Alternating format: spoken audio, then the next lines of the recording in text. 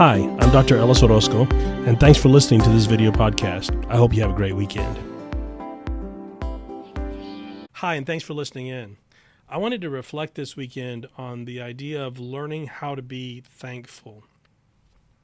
Today's my birthday.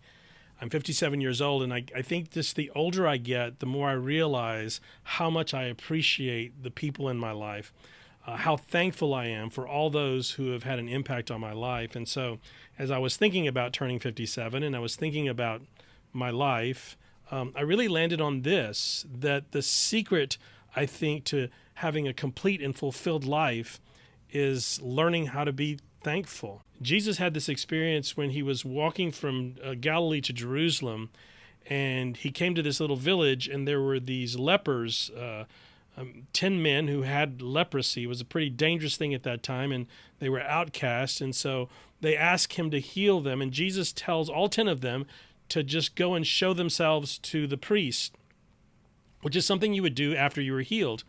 And it says that on the way to do that, they were all healed. But then only one of them actually came back and thanked Jesus for healing him. He came to Jesus, threw himself on the ground at Jesus' feet, and thanked him.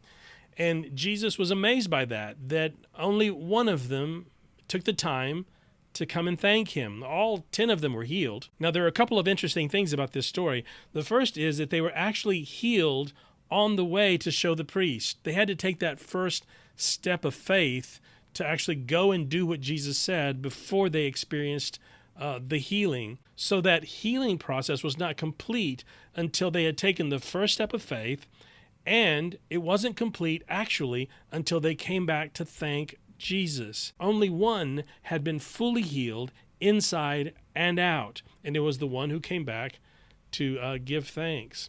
So I wanted us to reflect on that this weekend, that the secret to a fulfilled life, a whole life, a healthy life, is the ability to give thanks. Paul said in his letter to the Philippian church, I give thanks every time I remember you. I mean, think about that.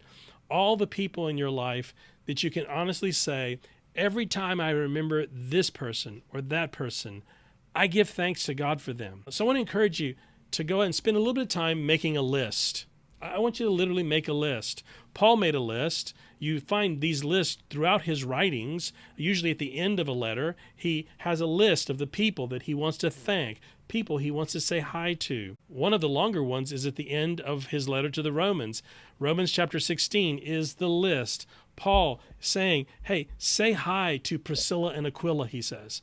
They served alongside of me. They risked their lives for me. Do you have people in your life who have risked for you, who have gone into battle with you, who have always fought for you, who have always been by your side? That was Priscilla and Aquila for Paul. And he says, I want to give thanks for them. He gives thanks for Epaenetus, who he says he was the first convert to Christianity in that village that I came into. He'll never forget baptizing Epaenetus. He'll never forget that moment, this first person who actually responded to my preaching. He says, greet Andronicus and Junia, who were in prison with me. Can you imagine? These two were in prison with Paul. He says, greet Rufus and greet his mother, who was a mother to me as well.